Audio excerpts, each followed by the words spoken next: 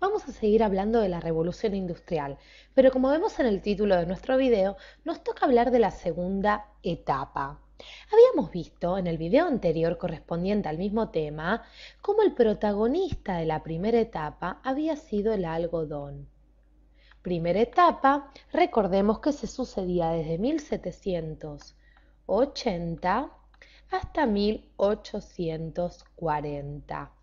Ahora bien, les cuento qué pasa en Inglaterra.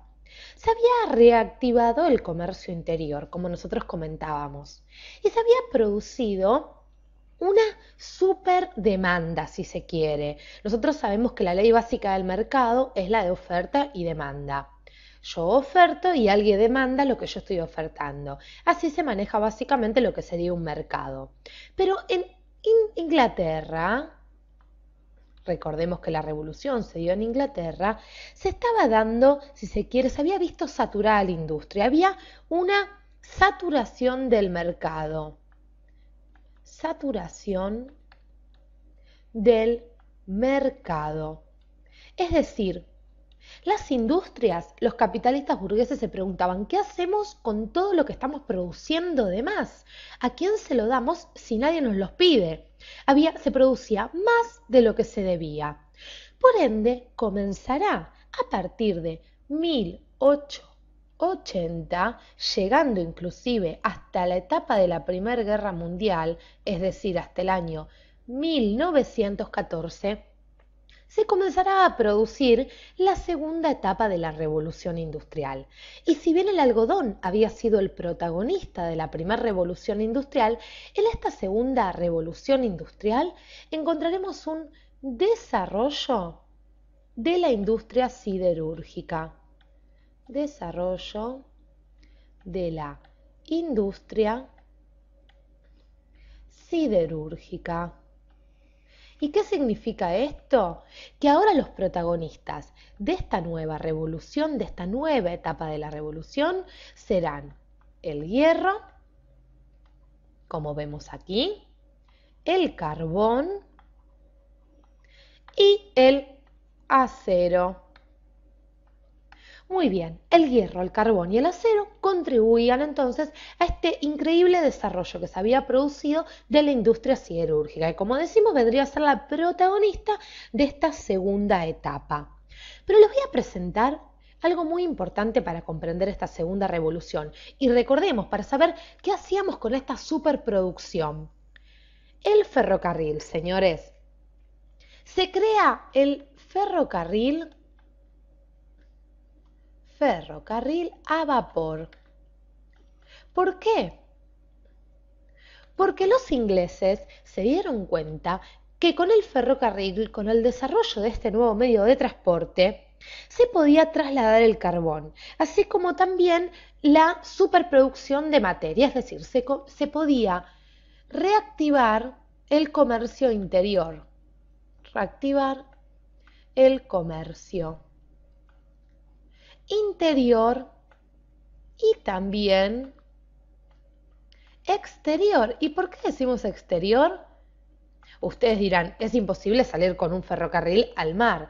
Les cuento que así como se crea el ferrocarril a vapor, se crea el barco a vapor, los cuales permitía también poder transportar materiales pesados hacia diferentes destinos en el mundo y, como decimos, reactivar el comercio interior y exterior.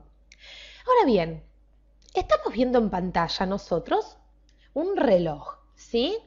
Básicamente el reloj nos dice el estado del tiempo, qué hora es, cuántos minutos son, y el tiempo será algo que cambiará también en esta segunda etapa de la revolución, porque antes los tiempos se manejaban según el ritmo de la naturaleza, es decir, el obrero entraba a la fábrica cuando amanecía y terminaba su jornada laboral cuando caía el sol. Pero con la revolución se comienza a cuantificar el tiempo, se cuenta el tiempo, ¿sí? Necesariamente en horas, minutos y segundos, como lo conocemos hoy en día. ¿Por qué? Porque era necesario para que los obreros se adapten al ritmo de la fábrica. Entonces, necesario para el obrero, para saber a qué hora entraba y a qué hora salía. Y así como también era necesario para el obrero, también era necesario para todo este sistema nuevo de ferrocarril, para que el ferrocarril y los obreros supieran a qué hora recoger la mercadería en tal estación, ¿sí? Como sabemos, para lo mismo que utilizamos el tiempo hoy en día, que lo tenemos de forma, lo consideramos tan natural, bueno, los obreros aquí, por el 1880, comienzan a usarlo para poder acomodar sus propios tiempos. Pero el ferrocarril se va a consolidar en 1880. Se consolida en 1880, llegando a su máximo desarrollo en el siglo XX, ¿sí? A partir del 1900, de donde aparece también el telégrafo. El ferrocarril también se consideraba una nueva forma de inversión, ¿no? Porque si nosotros decimos que se utilizaba para el comercio exterior, una nueva forma de inversión. Entonces, por ejemplo, los ingleses invertían en capital extranjero. Y aparecerán también a nivel mundial las inversiones a nivel mundial, así como también los préstamos y también, señores, las guerras. ¿Por qué las guerras? Porque toda guerra produce, si se quiere, la caída o la destrucción de un territorio. Entonces, las guerras permiten, y lo permitieron desde siempre, que luego de que finalicen se reactive la economía de esa ciudad que fue destruida, porque se reactiva el comercio, se reactiva el mercado, porque, por ejemplo, se necesita hierro, carbón, cemento, piedra para volver a levantar un territorio destruido. Entonces, una vez terminada una guerra, el negocio de la construcción se activaba. El transporte, volvamos al transporte, se va a extender, ramificar, generando empleo y estímulo para la industria siderúrgica, ¿sí? Casi todos los ferrocarriles se llevaban a otras partes del mundo y eran de fabricación inglesa. La fábrica principal de ferrocarriles estaba en Inglaterra. Paralelamente, ahora sí hagamos un espacio en nuestra pantalla, se va a empezar a consolidar, se consolida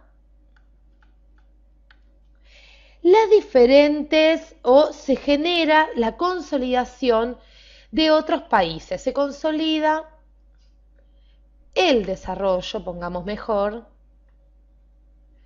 de otros países, como pueden ser de otros países, como lo fueron Estados Unidos, Alemania y, por supuesto, Inglaterra, que estaban a la par de esta revolución industrial. Ahora bien, les cuento un poquito qué va a pasar. Se va a comenzar a expandir el capital. A la vez que se consolidan estos países, el capital se empieza a expandir. Se expande el capital. Y ustedes se preguntarán, pero ¿a qué nos referimos cuando decimos que se expande el capital? Bueno, se empiezan a crear empresas y fábricas en lugares remotos. Muchos burgueses comienzan a vivir de las inversiones o de la bolsa. Es decir, se ganaba plata con la producción en sí. Se expande el capital a lugares remotos. Los burgueses ponían, no sé, una industria en una colonia que tenían en África, ¿sí? En una colonia inglesa, no sé, en África. Entonces, empezaban a generar más y más ganancias y así la burguesía se iba consolidando. La burguesía se consolida, ¿sí? Esto es muy importante, porque comienza a ganar prestigio esta burguesía en pos de este capital que acumulaba, y no por su linaje como pasaba con, por ejemplo, el linaje del antiguo régimen. O sea, vos ascendías en tu posición social por el capital que tenías. El dinero comienza a construir el prestigio social. Construye el prestigio social. Cuanto más dinero tenés, más sos. Esa era la premisa básica de esta burguesía capitalista. La figura de los primeros industriales se va a consolidar y ahora centrémonos en los obreros, porque toda fábrica necesita de obreros. Y estos primeros industriales, estos burgueses capitalistas, explotaban a los obreros. Es decir, las primeras figuras de estos primeros industriales se consolidaban por medio de este sistema de explotación. Una vez que el industrial se llenaba de plata, aflojaba con esta explotación. Se comienza a pensar al obrero, ¿sí?, como un consumidor. El obrero era un consumidor, es decir, lo que ganaba lo gastaba. Y por eso se pagaba el mínimo para que los obreros tuvieran la necesidad de ir a gastarlo, de ir a trabajar. Se le pagaba el mínimo porque cuando el obrero cobraba se pensaba que iba y se gastaba todo el dinero.